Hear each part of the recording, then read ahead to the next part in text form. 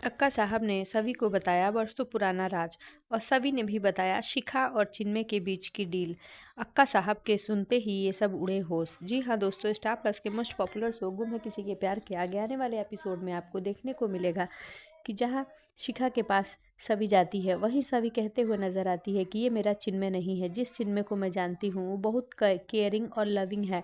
वो भले ही हम दोनों का पति पत्नी के बीच कोई रिश्ता नहीं रहा, लेकिन हमेशा चिन्मय ने मेरा ख्याल रखा और जब तक मुझे कुछ हो जाता था तो मेरा बहुत अच्छे से ख्याल रखता था। मैं लेट तक सोती थी तो पर्दे लगा देता था ताकि मुझे धूप ना लगे। वहीं दूसरी तरफ घर में परिवार वालों के सामने मेरे लिए स्टैंड लिया करता था, लेकिन मुझे समझ में नहीं आ रहा है कि क्या वजह है जिस वजह से चिन्मय ऐसा हो गया। वहीं सभी कहती है कि शिखा मैम आप टेंशन मत लीजिए, इस वजह का भी मैं पता लगा कर ही रहूँगी और मैं आपसे वादा करती हूँ कि अगर चिन्मय दादा सच में वाकई आपके लिए इतने अच्छे थे तो अब भी वो अच्छे हो जाएंगे और मैं कोशिश करूँगी।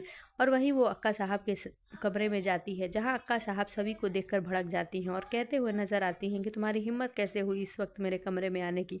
जहाँ सभी कहती है कि अक्का साहब प्लीज़ मेरी बात सुनिए, मुझे आपसे बहुत ज़रूरी बात करनी है, और जाकर बैठ जाती है। जहाँ सभी को देखने के बाद चिल्लाने के बाद अक्का साहब भी इमोशनल हो जाती हैं और फूट फूट कर रोने लगती हैं। वहीं सभी उन्हें समझाने की कोशिश करती है और कहती है कि प्लीज़ अक्का साहब हिम्मत से काम लीजिए, आप इस घर की मजबूत नींव हैं, अगर आप ही कमज़ोर पड़ जाएंगी तो बाकी लोगों का क्या होगा।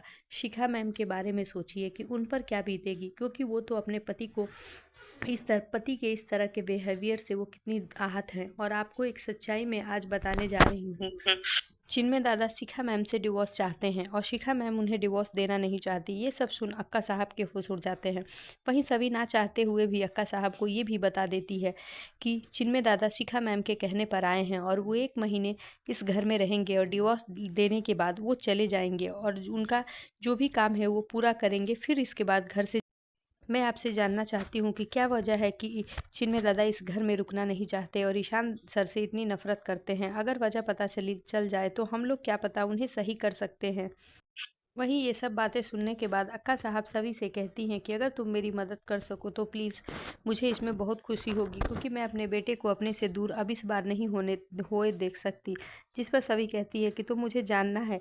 तो वहीं अक्का साहब कह देती हैं कि चिन्मय बाबा से प्रॉपर्टी में हिस्सा मांग रहा है जो कि उसके आजूबा ने इन बच्चों के नाम की थी, और चिन्मय मुझसे इसलिए उखड़ा हुआ है क्योंकि ईशान को ईसा छोड़कर जब इस घर से चली गई तो ईशान की मैं ज़्यादा केयर करती थी और चिन्मय बड़ा होने की वजह से उसको हर चीज़ के लिए मैं गलत होता था तो मैं चिन्मय को ही डांटती थी। जहाँ चिन्मय के अंदर ये हो गया है कि मैं ईशान को ज़्यादा प्यार करती हूँ और चिन्मय को नहीं।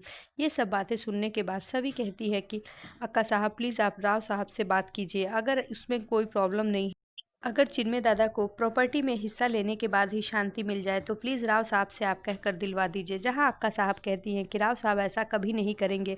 जी हाँ दोस्तों, अब आगे आने वाले एपिसोड में वजह का खुलासा करते हुए अक्का साहब दिखेंगी कि किस वजह से राव साहब चिन्मय को प्रॉपर्टी में हिस्सा नहीं देना चाहते। अब आगे के अपडेट्स बहुत ही मज़ेदार और धमाकेदार होने वाले हैं, जहां रामनवमी के दिन भोसले निवास में बहुत ही हंगामा होगा। अब देखना ये होगा कि राम और सीता का रोल सभी और ईशान प्ले करेंगे तो उसमें रावण की एंट्री किसके रूप में होने वाली है।